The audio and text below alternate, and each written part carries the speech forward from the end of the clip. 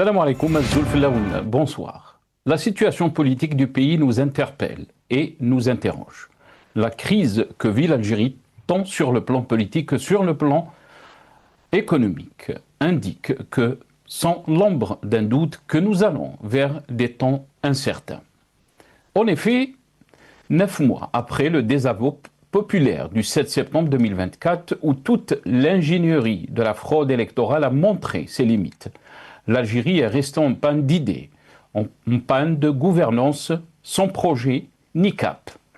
Un Premier ministre aux abonnés absents, des ministres incapables de produire le moindre discours ni d'apporter des solutions aux problèmes des Algériens. Le chômage, le pouvoir d'achat, les produits de première nécessité, la santé, les classes surchargées et une université agonisante. Selon le rapport de la Banque mondiale publié le 30 mai est intitulé « Accélérer les gains de productivité pour une croissance diversifiée et résiliente, printemps 2025 ». L'économie algérienne poursuit son expansion en 2024 avec une croissance de 4,8% du produit intérieur brut hors hydrocarbures. Mais la croissance du PIB réel devrait ralentir à 3,3% en 2025, à mesure que les secteurs extractifs se redressent et que les investissements publics se stabilisent. Dans le cas où les prix mondiaux du pétrole restent faibles, les déficits budgétaires et extérieurs pourraient s'accentuer. La baisse de la production d'hydrocarbures, conjuguée à la hausse des importations, a entraîné le retour d'un léger déficit du compte courant, une diminution des réserves de change et un creusement du déficit budgétaire. Après 2 années d'excédent, la balance du compte courant est redevenue déficitaire en 2024, relève la Banque mondiale, qui explique la contraction des exportations. 10,2% s'est combiné à la hausse des importations, plus 9,7%, notamment alimentaires, d'équipements et de véhicules, pour générer un déficit du compte courant à hauteur de 1,7% du PIB. La baisse des prix du pétrole en 2025 entraînerait un creusement de ce déficit, 6,6% du PIB, et avec un ralentissement modéré de l'importation, une baisse dans les réserves de change. Note la même institution. Le rapport souligne que le déficit budgétaire s'est creusé en 2024 et devrait persister en 2025, atteignant 13,9% du PIB en 2024, soit son niveau le plus élevé depuis 2015. La hausse continue des dépenses publiques, plus 9%, après une hausse de 63,3% entre 2021 et 2023, étant désormais renforcée par la chute des recettes des hydrocarbures, moins 31,1%. Détaille la Banque mondiale qui prévoit que le déficit budgétaire atteindrait 14,5% du PIB en 2025. Le projet de loi de finances 2025 prévoyait un budget le plus élevé de l'histoire de l'Algérie. L'Algérie va quand même 125 milliards de dollars. C'est presque le double des recettes. Et le déficit suit. C'est mécanique. 62 milliards de dollars, soit 21,8% du PIB. On préfère utiliser le dollar pour une meilleure compréhension parce qu'en dinar algérien, les chiffres sont trop gros. Ainsi, donc, le déficit sera de 62 milliards de dollars et il faudra le financer. Comment? C'est là toute la question. En fait, il n'y a pas 36 moyens. Il faut emprunter et le trésor public est déjà lourdement endetté. Malgré une économie stable grâce aux revenus des hydrocarbures et à des réserves de change de 70 milliards de dollars, l'inflation et le chômage restent élevés. La dette nationale brute PIB augmenterait selon le FMI et d'autres institutions internationales pour atteindre 63,9% en 2025. Ces éléments montrent l'importance d'une bonne gestion des finances publiques pour assurer la stabilité économique à long terme, mais aussi une vision d'une politique économique qui ne peut se faire sans ouverture politique.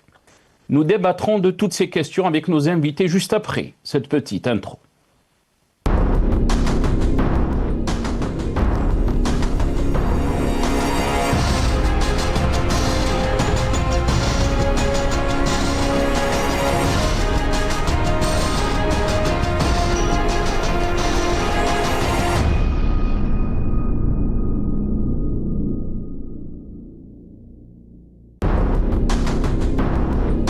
اوكي استاذ.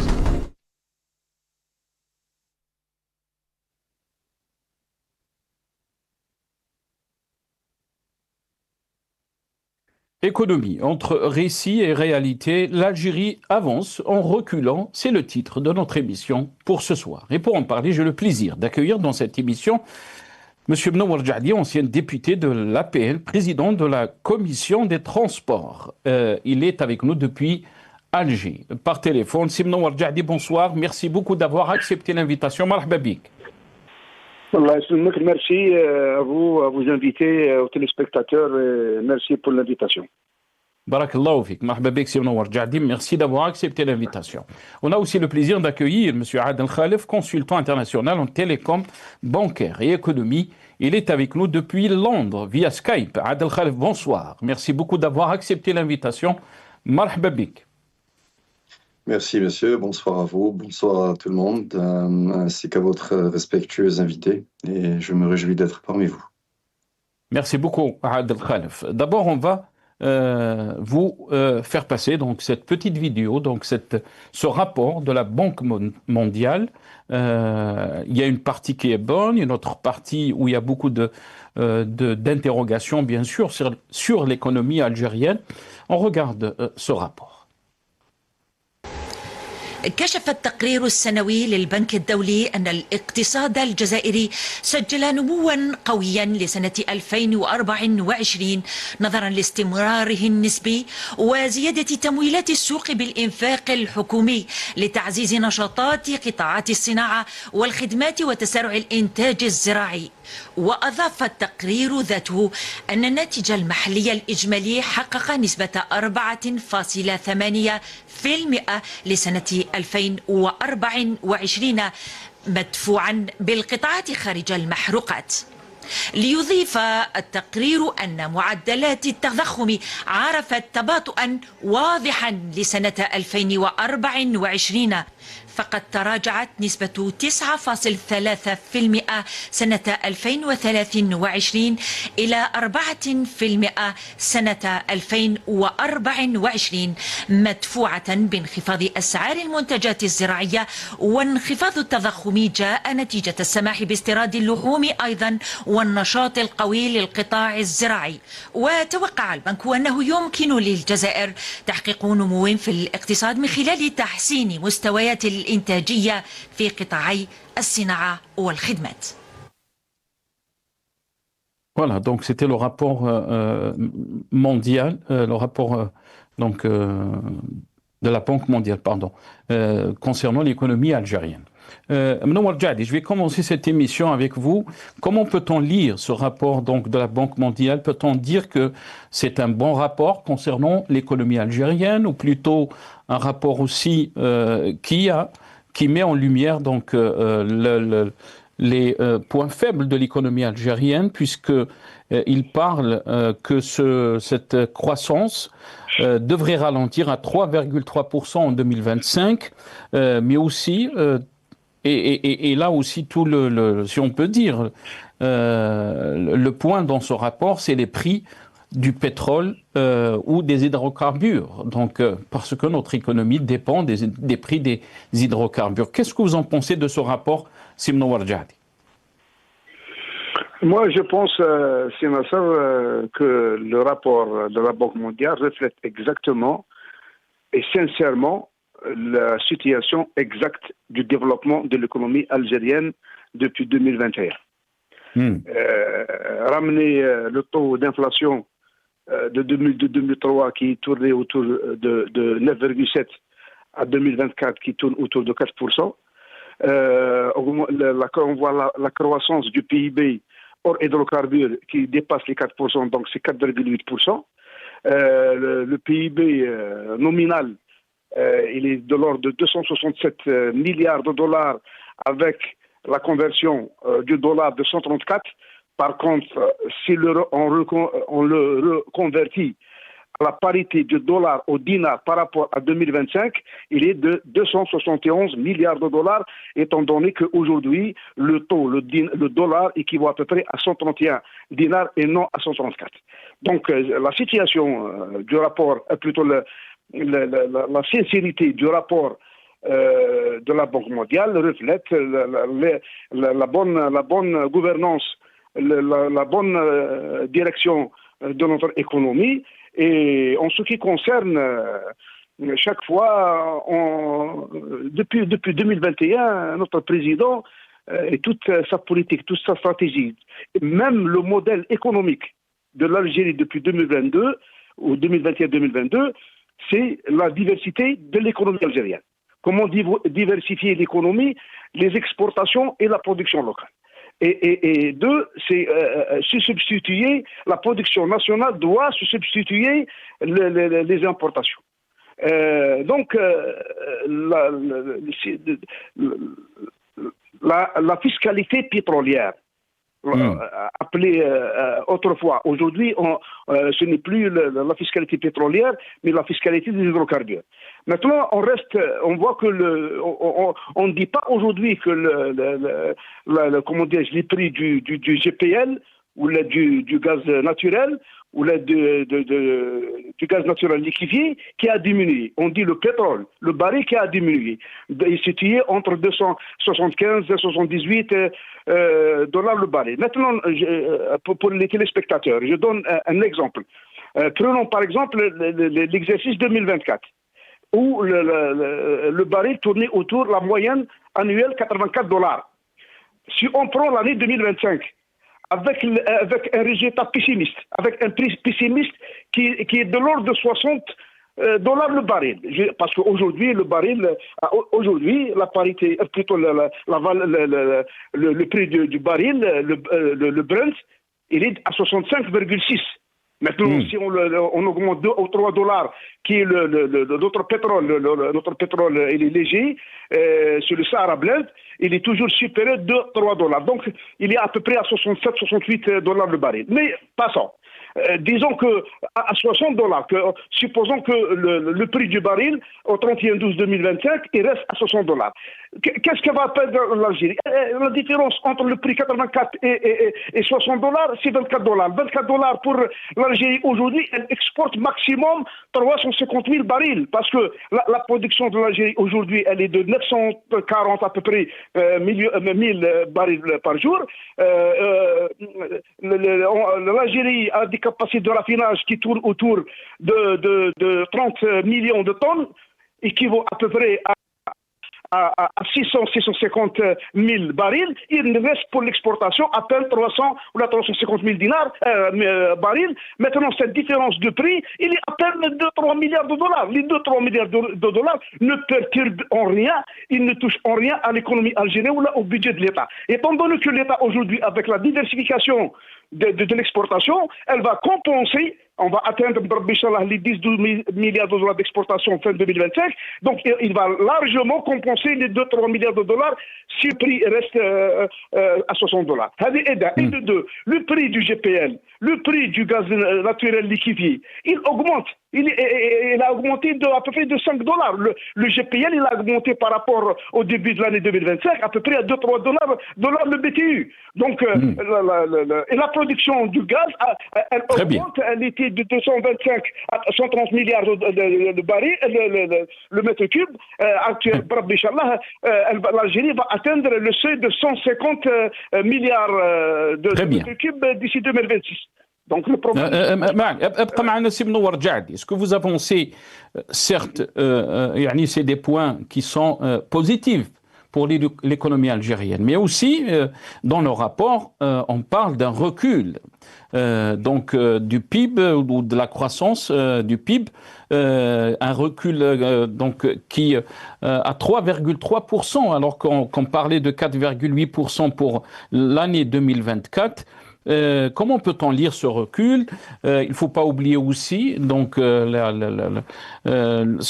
la dévaluation du dinar. Le dinar aussi, la valeur du dinar a chuté sur le marché de l'échange. Et on parle même de la question de changer la monnaie algérienne. On va donner la parole d'abord à notre ami Adel Khalif. Qu'est-ce qu'il en pense donc de ce qu'a dit Mnowar Jahdi, mais aussi de ce rapport de la Banque mondiale. Avant de vous donner la parole, Adel, on va faire passer quelques titres, puisque la presse algérienne a réagi. Donc, il y a une certaine presse qui a réagi positivement au rapport de la Banque mondiale. On va commencer d'abord par TSA, si c'est possible, nos amis de la régie. Voilà, donc rejoindre le club des pays riches, attitré comment l'Algérie peut rejoindre le club des pays riches, attitré donc le journal en ligne TSA, tout sur l'Algérie. Algérie Éco, ce que dit le rapport. Donc Algérie Éco, économie algérienne, ce que dit le rapport de la Banque mondiale. Observe Algérie, le journal Observe Algérie, ce que dit le nouveau rapport de la Banque mondiale. Mais aussi, on va vous montrer ce titre, puisqu'il y a quelques semaines, ou même pas, je pense deux semaines de ça, l'Algérie recevait de la Banque islamique, l'Algérie recevra 3 milliards de dollars de la Banque islamique de développement sur 3 ans, bien sûr en forme de prêt, il faut bien le préciser. Et voilà, donc on termine avec ce rapport de la Banque mondiale que vous êtes en train de voir, titré « Algérie accélérer les gains de productivité pour une croissance diversifiée et résiliente ». Adel Khalef, qu'est-ce que vous en pensez, Adel Khalef? D'abord, ce qu'il a dit notre ami Menouar Djali, mais aussi ce que dit le rapport de la Banque mondiale. Merci à vous. Bon, d'abord pour le rapport, pour ce qui est du rapport de la Banque mondiale, alors j'ai une lecture de ce rapport, je n'ai pas pu le lire complètement comme j'aurais bien voulu. Je l'ai lu, on va dire presque en diagonale. Mais bon, je suis très confortable avec les chiffres, je connais plus ou moins où en est notre économie. En ce qui me concerne, quand on lit ce rapport reflète la situation telle qu'elle est aujourd'hui, mais c'est un rapport qui ne reflète pas complètement avec précision la situation microéconomique, mais c'est surtout une situation macroéconomique. La Banque mondiale n'a pas complètement bien saisi, ne connaît pas tous les détails très, très, très internes en profondeur de l'économie algérienne. Il m'a semblé avoir entendu dire votre invité que l'inflation en Algérie était de 4%. Alors ça, c'est un chiffre, je ne sais pas. Alors, franchement, je ne comprends pas d'où votre respectueux invité, monsieur Djadi, que je salue très respectueusement, a trouvé ce chiffre. Mais l'inflation en Algérie, elle est de 9%. Hein, ça, c'est des chiffres de 2024, elle n'est pas de 4%. Donc l'inflation, c'est un problème qui est très, très important. C'est un problème majeur. Vous m'entendez toujours? Je ne sais pas si vous m'entendez. Très bien. Adel, je voulais juste avoir une précision de votre part. On vous entend très bien, Adel Khalef. Quand vous parlez des chiffres, d'où la Banque mondiale reçoit ces chiffres? Est-ce que ces chiffres ont été donnés par les institutions algériennes, institutions financières? C'est pour ça que vous êtes en train de mettre en cause ces chiffres? C'est pas que je les remets en cause. Je dis simplement que c'est des rapports qui sont presque incomplets parce qu'il y a des éléments de l'économie algérienne qui sont très difficiles à décrypter. Vous savez, l'économie algérienne repose essentiellement sur les hydrocarbures. La Banque mondiale le sait parfaitement. Il récupère ces informations depuis les institutions algériennes. Mais il n'y a pas que ça. Il y a les cabinets internationaux d'audit, d'évaluation de risque pour les investisseurs internationaux qui veulent venir en Algérie, comme Standard & Poor's, comme il y a plusieurs agences internationales qui ont des connaissances et des chiffres et qui ont aussi un lobby de connaissances très important, très développé, qui leur permet donc d'avoir des informations un peu plus, on va dire, un peu plus internes.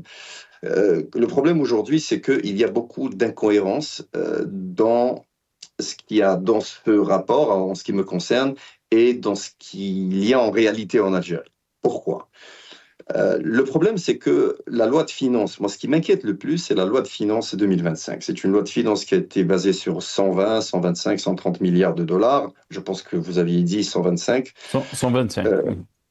Voilà. Donc, le problème, c'est quoi? C'est que la majeure partie de ce budget-là, c'est des dépenses. Ce n'est pas des investissements structurants. C'est ça qui est très, très dangereux. Le problème, c'est qu'il y a un manque cruel de vision, de stratégie et de gestion des dépenses publiques.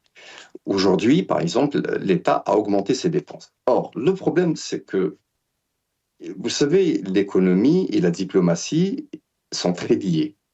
Mais l'économie est aussi liée aux aspects internationaux.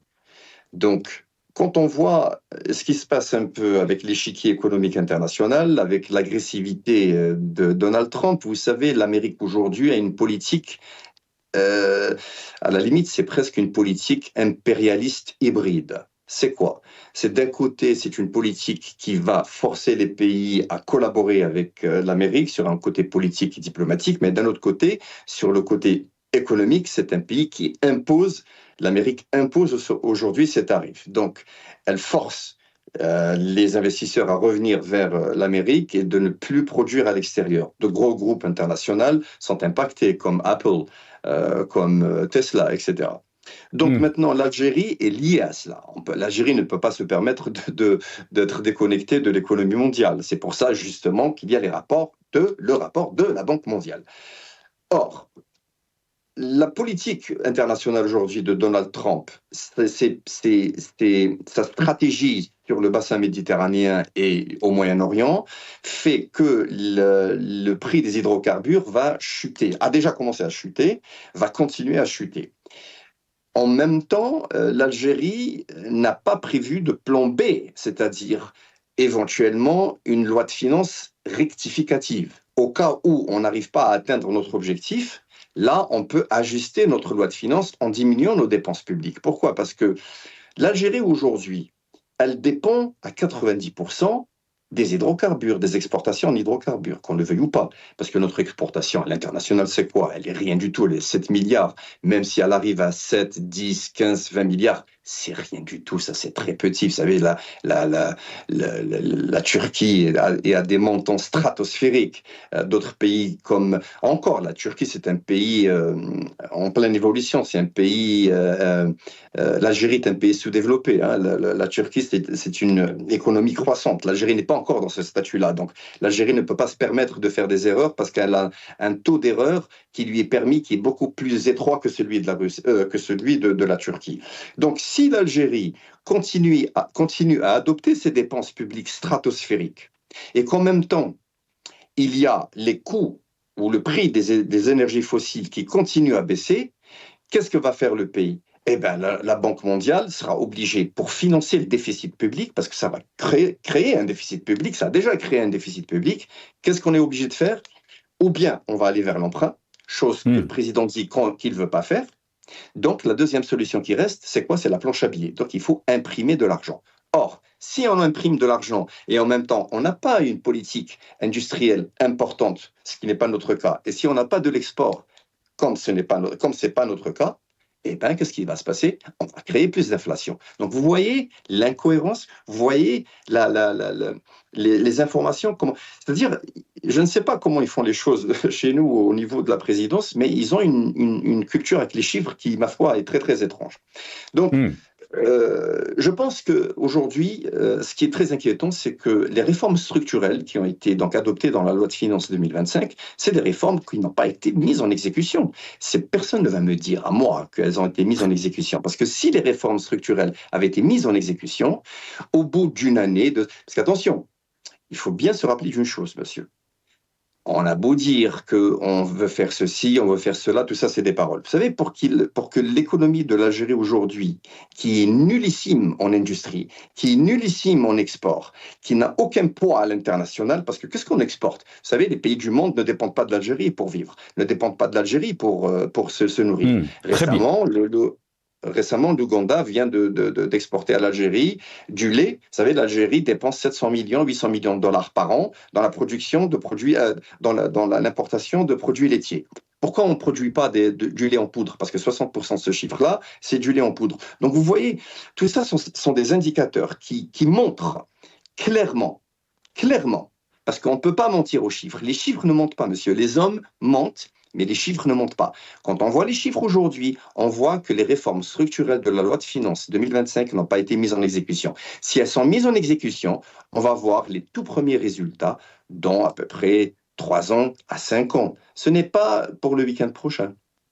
Très bien, reste avec nous Adel Khalif. Si maintenant on regarde, ce qu'a constaté Adel Khalif, ces incohérences concernant donc l'économie algérienne, mais aussi qu'est-ce qu'on exporte. La question est souvent posée par les spécialistes.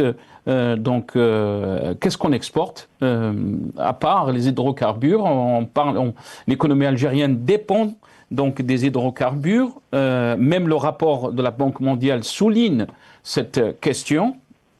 Mais avant de vous donner la parole, Simon Warjadi, on va écouter les déclarations qui ont été faites auparavant par le chef de l'État, Majid Tebboune, qui avait parlé de l'Algérie et le qualifiant d'un pays émergent. الجزائر اليوم دخلت حطت رجلها في البلدان الناشئة لبيي إمرجا كل المؤشرات تاعنا تدل على ذلك. الدخل القومي ارتفع وما زال يزيد يرتفع. أصبحنا نصدر خارج المحروقات، معناه فيه حيوية وحركية اقتصادية على مستوى القاعدة. Donc les déclarations de Majid Tebboune qui parlent donc de l'Algérie comme étant un pays émergent. Mais aussi, on va regarder ce petit reportage de Al24, la chaîne télévision de télé algérienne, qui dit que le FMI prévoit que l'Algérie serait troisième économie en Afrique pour cette année 2025. النقد الدولي ارتقاء الجزائر إلى المركز الثالث ضمن قائمة أقوى الاقتصادات في أفريقيا العام 2025.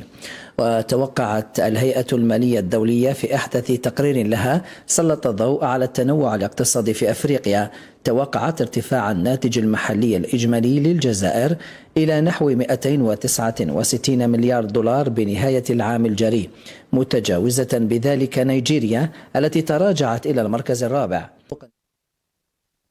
Voilà. Simon Warjadi, les questions qui ont été soulevées par Adel Khalif, c'est des questions très pertinentes concernant donc cette incohérence qui est notre économie. Il n'y a pas de vision économique, il n'y a pas de politique économique de long terme. Quand on voit par exemple le retour de Rezing au ministre du Commerce, beaucoup se posent la question alors qu'il était un ministre qui n'était pas à la hauteur, qui n'a pas vraiment fait le job comme il faut concernant donc ce secteur. Il revient comme ministre du Commerce et là se posent beaucoup de questions. L'Algérie a beaucoup de potentiel, oui, on le sait, les Algériens le savent, mais la réalité dit autre chose. Mnowar Jadi. Non, c'est Nasser. Moi, je salue votre invité de Londres. Il a dit quelque chose de bien. C'est que les hommes mentent. Ils crèvent. Ils blatent. Un chiffre, c'est un chiffre. Un chiffre vous donne une information. Si vous voulez plusieurs informations, il vous faut plusieurs chiffres. Ça, c'est un langage de l'économiste. Effectivement, lorsqu'on fait des statistiques, parce que l'économie, c'est quoi? L'économie est basée sur les mathématiques, sur des modèles mathématiques et sur des statistiques. Maintenant, lorsqu'on dit, c'est quoi, par exemple, un déficit budgétaire? Et c'est quoi la dette? Une dette publique, qui soit externe ou interne. C'est que la dette publique globale, elle est composée, c'est la sommation des différents équilibres. Oui, allô? Pardon, j'ai pensé qu'on vous a perdu. Tfadal Si Mnowar. Donc, la dette publique, c'est la sommation des déficits budgétaires. C'est la sommation. Et maintenant, il y a des statistiques, il y a des normes internationales. Pour qu'une dette publique soit soutenable, il faut pas qu'elle dépasse un certain pourcentage. Sur le PIB, c'est le référentiel de l'économie, sur le plan macroéconomique, c'est la croissance économique, c'est le PIB, donc elle est par rapport au PIB. Lorsque une dette publique ne dépasse pas les 65% du PIB, donc elle est dans la norme et ce pays-là, sa dette, elle est soutenable. Mais malgré cela, je vous laisse le soin de voir vous-même et votre invité aussi, si on fait la part des choses au niveau mondial, la France, la Belgique, même le Japon, le Nigeria, l'Afrique du Sud, etc., la France, elle a dépassé les 130%. La dette elle dépasse 130% de son PIB. Donc, même les États-Unis. Donc, cela ne veut rien dire. Un déficit, cela ne veut rien dire dans l'absolu. Une dette interne, cela ne veut rien dire. Et pour que je sois clair, la dette aujourd'hui, fin 2024, elle est à peine, à peu près, 17 000 milliards de dinars. Sur un PIB de 267 milliards de dollars, elle tourne autour de 47-48%. Donc nous avons encore une marge très importante jusqu'à 65%. Donc, il n'y a aucun souci dans ce sens. Mais le souci, c'est منور جعدي. معليش اسمح لي يعني باش juste avoir pour qu'on comprenne votre argument, c'est منور جعدي. Le souci, peut-être pour les économistes, et ça a été soulevé par Adel Khalef avec nous, c'est que qu'est-ce que l'Algérie produit? معليش, quand on parle de l'économie française, on parle d'une économie qui est presque la 5e économie du monde. La France produit. La France, son économie équivaut presque plus de 3 000 milliards de dollars. Qu'est-ce que nous exportons? Qu'est-ce que nous produisons? باش تقول باللي الحمد لله يعني 45% de dette publique intérieure n'est pas c'est pas une menace pour notre économie. Merci. Avant que je réponde à votre question brièvement, votre invité a dit que M. Diadé a annoncé un chiffre d'inflation de 4%. C'est pas moi qui ai inventé ce chiffre. C'est le rapport lui-même, c'est le rapport de la Banque mondiale qui a bien précisé que le taux d'inflation était 2022-2023 qui était à 9,7. Aujourd'hui, 2024, il tournait autour de 4%. C'est pas M. Diadé qui l'a dit, c'est la Banque mondiale. Et c'est le chiffre dont les chiffres, mais Deuxièmement, je dis brièvement aussi que la loi de finances de 2025, elle repose sur les investissements publics qui sont financés par le budget, par le trésor, par des dettes qui soient sur des bons trésors ou bien sur dettes des banques commerciales financées par nos soins. Donc c'est la voie ferrée, c'est les écoles, c'est les universités, c'est les lycées, etc., etc. Donc comment dirais-je, l'énergie électrique, l'énergie renouvelable, c'est ça qui développe l'économie. Maintenant, je serai d'accord avec vous dans le cas où il y a une stagnation du PIB. Mais alhamdoulilah, et heureusement que le PIB il progresse d'année en année. Maintenant, si je prends l'Algérie, qu'est-ce qu'elle exporte? Effectivement, l'Algérie n'exportait rien du tout avant 2020. Absolument rien. Uniquement le pétrole et le gaz et certains dérivés du pétrole et du gaz. Mais aujourd'hui, avec le modèle économique tracé par notre président et avec tous les gouvernements qui sont succédés depuis 2020, il y a eu cette amélioration. Aujourd'hui, nous tournons autour de 5 milliards. Ça n'a pas marché en 2024. On devrait atteindre au moins 10 milliards de dollars. Malheureusement, les choses ne sont pas faites comme ça. Maintenant, avec on revient pour 2025 pour atteindre 10 milliards. Qu'est-ce qu'on exporte? Tout d'abord, on exporte les matériaux de construction. En commençant par le clinker. L'Algérie, je dis bien, l'Algérie est deuxième exportateur de clinker au monde après le Vietnam. 1. 2. L'Algérie exporte la faïence. L'Algérie exporte le fer rond à partir de Bellara avec les Qataris ou bien avec les Tosali, les Turcs à Oran. L'Algérie est en train d'exporter vers l'Afrique et vers l'Europe les électroménagers. L'Algérie, elle est devenue leader l'électroménager. معليش خلي سي منور جعدي. Je sais que vous aimez le détail. معليش سامحني سي منور. قول لي برك يعني ces exportations que vous êtes en train de nommer. يعني en termes de chiffres, est-ce que c'est des exportations et là, en chiffres, bien sûr, je parle en milliards de dollars. Est-ce qu'on peut parler, ça vaut 7 milliards de dollars, 5, 7 milliards de dollars? Qu'est-ce que c'est que 7 milliards de dollars pour un pays comme l'Algérie? C'est Mnawar Djali. Ok. C'est une question pertinente. Et je vous réponds. L'Algérie, elle n'exportait rien du tout après 5-6 ans. 4-5 ans, on n'exportait rien du tout. Aujourd'hui, nous avons des moyens d'exporter 10 milliards, aujourd'hui, 2005. Mais avec les projets de Rajbilet, avec les projets qui sont d'implanter, de naître comme des champignons à Tiendouf, à Béchar pour la transformation des acides, pour augmenter la capacité de production de Chiali, au niveau de l'Hadjar, au niveau de Bellara, avec le phosphate, le PPI, le projet phosphate intégré, ça, avec l'extension et le développement de nos ports pour l'exportation et en plus, nous sommes en train d'exporter certains produits agricoles et on va diminuer la production agricole de l'Algérie, elle passait à 20 milliards de dollars il y a 4-5 ans. Et aujourd'hui, nous tournons autour de 37 milliards de dollars pour 2024 et on va dépasser les 40 milliards de dollars de production agricole en fin 2025. Et moi, pour que je revienne sur votre inquiétude, c'est Nasser, lorsque vous avez dit que le rapport de Banque mondiale, elle a dit que le PIB va rechuter à 3,3% pour 2026. Ne vous inquiétez pas, avec les projets aujourd'hui qui sont en train de se construire, qui vont être certains projets qui vont être productifs d'ici 2026, au contraire de 2025. Et je dis aussi, avec les efforts d'exportation pour l'Algérie, pour l'augmentation du GPL et du GNL et du gaz naturel aujourd'hui, avec la production, ils ont rehaussé la production et l'Algérie va augmenter à partir de juillet pour atteindre au moins 1 million de barils jour. Maintenant, l'Algérie, elle va compenser et le PIB, je dis bien le PIB de l'Algérie 2025, et je pèse bien mes mots, il va dépasser les 280 milliards de dollars.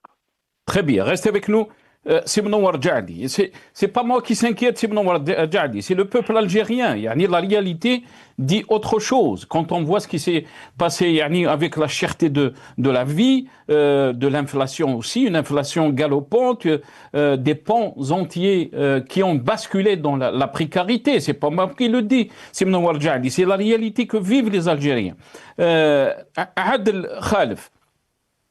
On a entendu, il y a aussi qui vous dit, il y a ceux qui sont pessimistes, qui voient en tout ce qui se fait en Algérie comme étant, donc il n'y a pas de chiffres positifs, l'économie est en train de bouger. La preuve, on est en train de parler d'un rapport de la Banque mondiale qui a dit des choses positives sur l'économie algérienne. Le chef de l'État, Majid Tebboune, qui dit que l'Algérie est un pays émergent. L'Algérie est un pays émergent.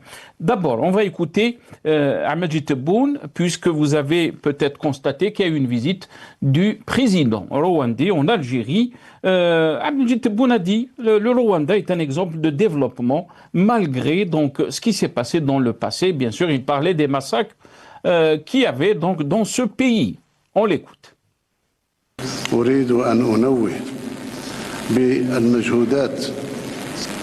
الجبارة التي قامت بها جمهورية رواندا في النمو الاقتصادي، حيث رواندا تمتاز اليوم بأعلى نسبة مئوية في التنمية.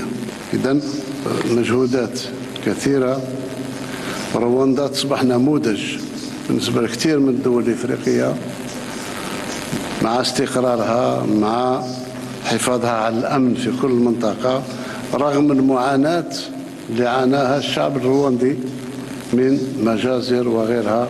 إذن رواندا مثل يقتدى به. Voilà, donc le chef de l'État Majid Tebboune, concernant donc l'économie rwandaise, bien sûr, les rapports parlent d'une croissance qui dépasse les 8% par année, ce qui est extraordinaire pour ce pays.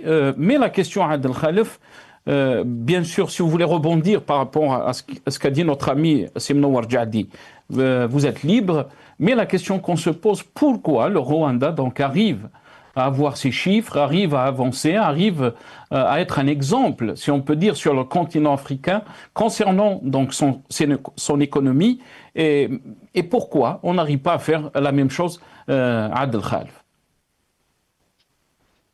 Bon, alors, la réponse est très simple. La réponse à votre question est très très simple. Le Rwanda, c'est un pays qui arrive à réussir simplement parce que c'est un pays qui a adopté des réformes structurelles justement, qui sont très très sérieuses. Et ce qui a fait que ce pays a pu adopter ces réformes structurelles, c'est parce que c'est un pays où il y a une stabilité politique avérée. Malheureusement, en Algérie, il n'y a pas de stabilité politique. Encore moins maintenant, il n'y a même pas une stabilité diplomatique. Donc tout ça sont des éléments qui sont très très importants pour construire l'économie d'un pays. En ce qui concerne du PIB de l'Algérie, je ne pense pas que c'est important de trop parler sur le PIB de l'Algérie. Pourquoi ? Je pense que c'est très important d'avoir une réflexion arithmétique, logique. On ne peut pas trop parler du PIB de l'Algérie parce que c'est un PIB qui est indexé beaucoup plus sur les énergies fossiles, donc à 90%, voire un peu plus. Donc, ce n'est pas un PIB qui est calculé sur un rendement et une performance économique d'un tissu industriel avéré. C'est ça le problème. C'est vrai que votre invité a parlé de la France, a parlé de certains pays, etc. Mais attention, on est en train d'essayer ici de comparer une cuisine française avec une cuisine vietnamienne ou une cuisine chinoise. Il faut rester dans la contextualisation des choses. On ne peut pas calquer un modèle français ou parler d'un modèle économique européen qui sont des énormes économies, qui sont des pays qui ont développé des révolutions industrielles. Déjà, ça fait 50-60 ans. Donc on ne peut pas se copier à eux, on peut pas les prendre en référence. C'est vraiment emmener les gens à contre-pied et complètement à côté, à parler d'une façon erronée. Il faut rester sur les éléments de l'Algérie. On parle de l'économie algérienne ici. On n'est pas en train de parler d'autre chose. Je vais vous donner un exemple qui est très très simple et qui vous démontre qu'il y a une crainte, qu'il y a une espèce de panique un peu au niveau des autorités en Algérie. Quand je parle des autorités, je parle de la présidence, au gouvernement, etc. Vous savez, je vais vous donner un exemple qui est un travail de bricolage. Regardez cette histoire de régularisation du Kaba, par exemple. Vous voyez cette histoire du Kaba. Businessiya, oui. Voilà, Businessiya, on va appeler ça le Kaba. J'ai déjà entendu certains de vos intervenants, dire que c'est une très bonne décision, etc., etc. Bon, dans le fond, oui, comme ça. Dans la forme, oui, mais pas dans le fond. Pourquoi ? Parce que, monsieur, on va revenir aux chiffres. Vous savez que 70% de la population algérienne a moins de 30 ans. Donc, c'est des jeunes dynamiques. Or, le problème avec les jeunes en Algérie, c'est qu'ils ne sont pas formés. Quand on n'est pas une jeunesse formée, donc ça devient un boulet. Il faut gérer cela. Alors, aujourd'hui, quand on prend le cas du Kaba, le Kaba, qu'est-ce qu'il va permettre ? Il va accentuer une espèce de raisonnement spéculatif. Et quand il y a un raisonnement spéculatif dans une économie fragile où il n'y a pas d'industrie, ça va augmenter le prix. Ça va augmenter les prix. Ça va habiller 2-3 petits magasins comme ça. Il y aura 2-3 petits produits qui ne sont pas disponibles aujourd'hui. Bon, après, ils vont être disponibles. Mais en parallèle, ça veut dire quoi ? Ça veut dire que ça, c'est un véritable symptôme d'un aveu d'échec de l'économie et du commerce en Algérie. On a besoin de faire appel au Kaba pour essayer d'atténuer les tensions.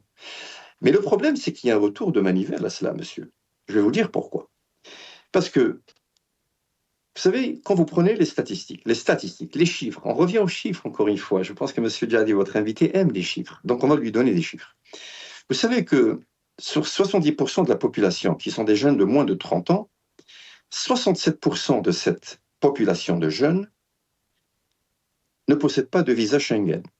Les visas Schengen, aujourd'hui, quand vous prenez les statistiques des visas Schengen émis en 2024, à peu près 200 000 ont été émis par la France, et le reste, jusqu'à 350 000 visas Schengen ont été émis par tous les pays de l'Union européenne. Donc tous les pays réunis représentent à peu près 360 000 visas Schengen émis en Algérie.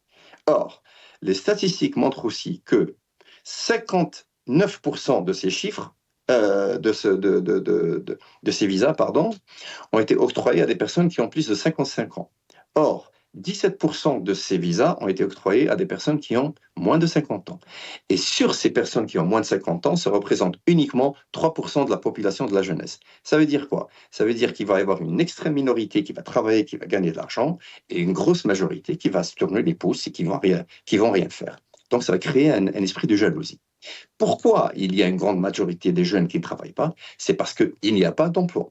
Pourquoi il n'y a pas d'emploi? C'est parce qu'il n'y a pas d'employeurs. Pourquoi il n'y a pas d'employeurs? C'est parce qu'on n'a pas tissé un tissu, on n'a pas construit un tissu industriel, on n'a pas créé d'emploi, on n'a pas encouragé les PME, les PMI, on n'a pas libéré des initiatives. Vous voyez, tout ça sont des symptômes microéconomiques et macroéconomiques, micro dans le détail, macro dans la globalité.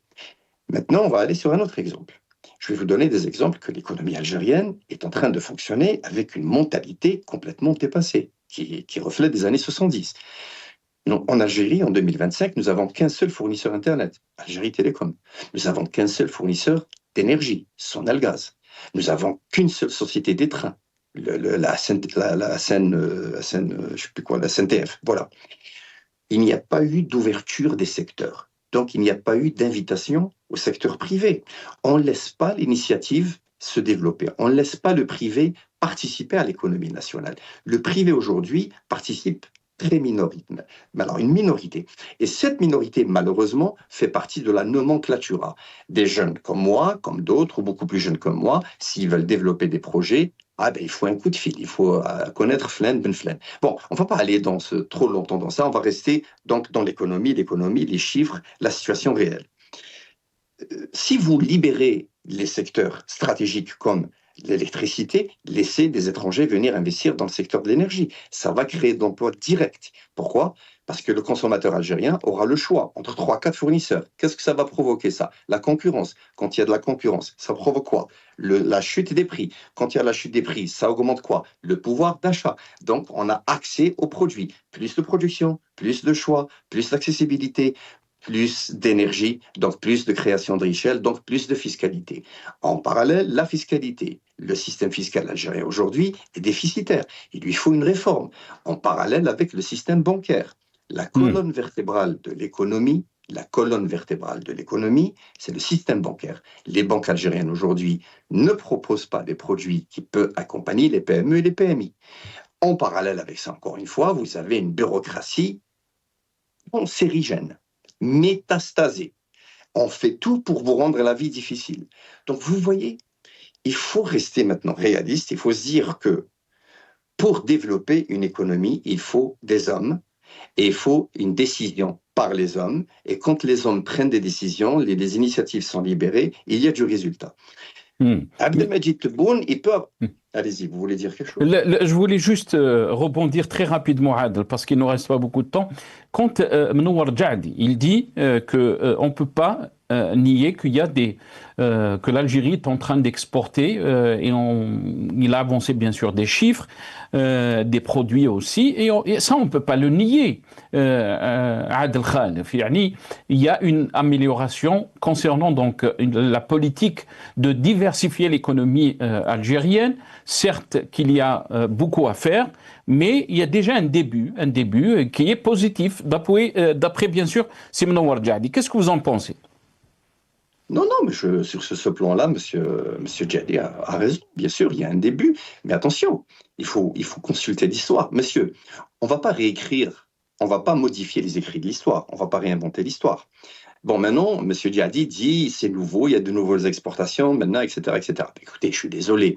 À l'époque de Bouteflika, le groupe Cévital exportait beaucoup déjà. Le groupe Benamor exportait beaucoup déjà. Condor exportait beaucoup déjà. Donc, vous savez, la présidence d'Abdelmajid Tebboune n'a pas inventé l'eau chaude. Hein. C'est juste qu'il y a un tout petit peu plus, c'est tout. Mais le problème, c'est que j'entends souvent le président de la République dire aujourd'hui on n'a plus de dette extérieure. Je suis désolé, la dette extérieure de l'Algérie, c'est Bouteflika qui l'a payée, c'est pas M. Abdelmajid Tebboune. Ça, c'est des faits accomplis. Et je pense que M. Djadi ne peut pas contester cela. Parce que c'est les écrits de l'histoire. Donc je rajoute un point très très important. Très rapidement, Had. Je vais essayer de faire de mon mieux. Quand vous me parlez, par exemple, de l'arrivée de la compagnie des Transports qui vient d'être reçu par le président de la République. Radolf Saad. Voilà, donc ça, c'est des symptômes qui peuvent être intéressants. Bon, d'autres traduisent ça par un rapprochement diplomatique avec la France. Bon, ça, c'est de la spéculation. Mais effectivement, ça peut créer à peu près 2000 à 3000 emplois directs. Et ça peut aussi former les gens, parce que les gens qui vont être formés vont former d'autres. Donc ça, c'est très, très, très bien. Et puis, vous savez, l'Algérie a des ports comme Djenjen et comme Alger et comme Oran, qui ont un tirant d'eau de plus de 20 mètres, des quais qui ont un tirant d'eau de plus de 20 mètres qui peuvent accueillir les plus grands navires. Et donc, ça va être un hub qui va créer donc beaucoup d'activités. C'est très bien pour l'Algérie, mais il faut faire la même chose pour le transport ferroviaire. Il faut laisser les privés venir investir. Il faut aussi laisser le privé venir investir dans l'immobilier. Pourquoi ? L'Algérie n'a pas besoin de mettre... Moi, ce que je préconise, il faut absolument une loi de finances rectificative qui va diminuer les dépenses publiques pour les libérer pour le privé. Donc, ça va donner de l'oxygène à l'État. Ça va permettre aussi de créer de l'emploi. Mais surtout, l'État pourra aussi s'orienter sur les subventions non ciblées. Si on arrive à corriger aussi les subventions non ciblées, c'est très, très important. Parce que ça, c'est un élément qui va économiser des devises. Je dis tout ça pourquoi ? Parce que d'ici l'année prochaine, d'ici l'été prochain, le prix du gaz va chuter. Les énergies fossiles, pour l'information de M. Djadi, vont chuter parce qu'avec la politique de Donald Trump d'exporter le gaz de schiste américain qui est 3 fois moins cher, l'Italie va acheter beaucoup plus chez l'Amérique et beaucoup plus d'autres pays vont s'approvisionner chez l'Amérique. Donc le prix est tellement concurrentiel, l'Algérie, le gaz comme le double 6 dans le domino. D'accord ? Donc il faut faire très attention à tout ça. Il faut rester réaliste, il faut rester objectif. Et il faut toujours se baser sur les chiffres, sur la situation diplomatique qu'il faut vite soigner pour développer à moyen terme et long terme la situation économique. Très bien. Restez avec nous, Adel. Très rapidement, Manouar Djadi, 1 minute 30, il ne nous reste pas beaucoup de temps et je vais laisser aussi un petit mot pour Adel pour la fin de l'émission. Manouar Djadi, Adel, il parle qu'il faut voir les réalités. On doit être réaliste concernant donc l'économie. On ne peut pas être dans le populisme. Quand, bien sûr, Ahmadji Tebboune a reçu le président donc du Rwanda, il a parlé de la performance de l'économie rwandaise, alors qu'on connaît l'histoire de ce pays qui est passé par des moments très difficiles, comme nous avons aussi passé par des moments très difficiles dans les années 90. L'Algérie a un potentiel extraordinaire. Pourquoi on n'arrive pas à performer comme ce pays, donc le Rwanda, alors qu'on parle toujours du problème de la pomme de terre, les problèmes de la banane. On a vu par exemple la banane qui est passée presque à 1000 dinars le kilo. Les Algériens commençaient à se poser des questions. Est-ce que vraiment c'est ça l'économie algérienne qui est en train d'avancer à pas sûr? On va écouter d'abord dans ce passage. Ahmadji Tebboune parlait de la pomme de terre. ساعة تخرج لي بينوري البطاطا لحقت 150 دينار 160 دينار عيب رئيس الجمهورية يتكلم عن البطاطا راكم عارفين الأراضي عارفين وش لها مخزن عارفين الطلب عارفين كذا il faut réguler المارشي علاش تزيد لان ماهوش الموسم تاعها لان ما عندناش انتاج موسمي دروك معليش تزيد. Voilà. Manouar Djadi, comment peut-on parler d'une économie émergente, d'une économie qui est la 3e économie de l'Afrique, alors que مازلنا نهضروا على البطاطا, مازلنا نهضروا على البنان, مازلنا نهضروا يعني على امور. En 2025, les Algériens se posent la question, est-ce que vraiment on a une économie en Algérie? Fadal Manouar Djadi. Au contraire, il faut saluer le président Abdelmadjid Tebboune parce qu'il est à l'écoute de sa population, de ses citoyens. Il s'inquiète pour eux. Il est attentif au pouvoir d'achat du citoyen, ce qui est très important. Je ferme la parenthèse parce que j'ai beaucoup de choses à rectifier. Tout d'abord, je dis à monsieur, votre invité, il a confondu entre les recettes de l'Algérie à un certain moment qui tourne autour de 90%.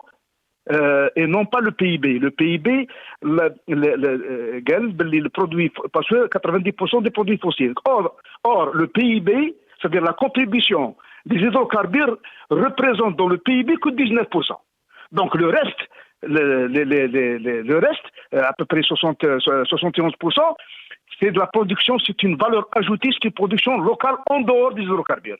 Deuxièmement, je dis le Kaba, les Canadiens, 70% des jeunes, pour Schengen, nos jeunes ne s'approvisionnent pas de l'Europe, mais de la Turquie, du Chine, de Hong Kong, hein, et non pas de l'Europe. Et Dubaï, le Qatar, l'Arabie Saoudite. Mais من l'Europe. Donc ça ne nécessite pas les visas Schengen. حنا نهضروا على الانفلاسيون السي ناصر باللي راهي من 9.7 هبطت ل 4% وبربي شرا في 2025 تلحق ل 3.5% كما قال السيد الرئيس الجمهوريه وانت تقول تهضر على الانفلاسيون غالوبونت وراهي هذه الانفلاسيون غالوبونت.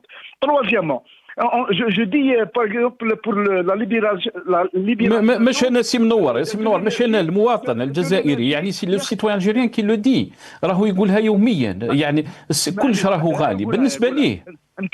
انت اللي راك تقولها سي ناصر انتم راك تقولوها ماهوش المواطن اللي كونسيون لا ليبراسيون دو سيكتور انرجيتيك l'électricité l'eau etc. ça nécessite pas سي خلاف ça nécessite pas une concurrence étant donné que les prix sont subventionnés et les prix payés par le citoyen ne représentent même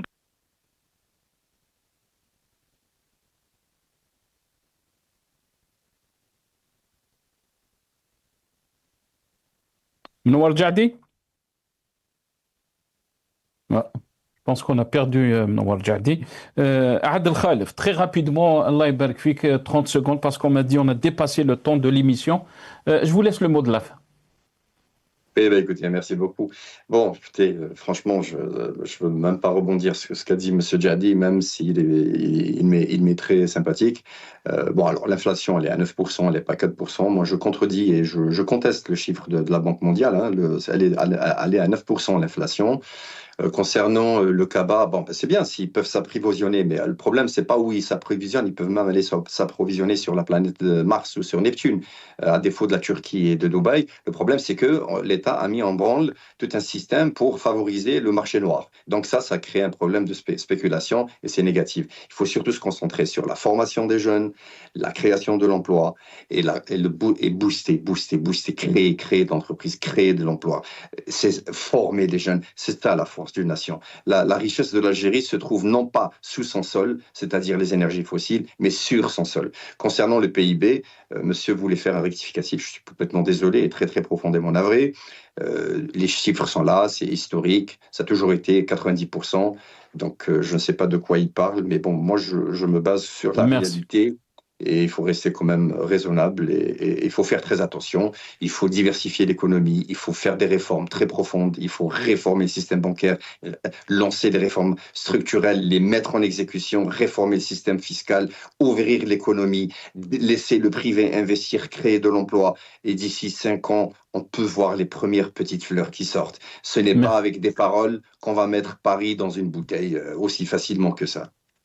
Très bien. Merci à vous. Je rappelle que vous êtes consultant international en télécom, bancaire et économie. Vous étiez avec nous depuis Londres. Merci. Aussi à Mnoar Djadi, ancien député de l'APN, président de la commission des transports. Il était avec nous par téléphone depuis Alger. Merci à vous, chers téléspectateurs, d'avoir suivi cette émission. Atakoum Saha.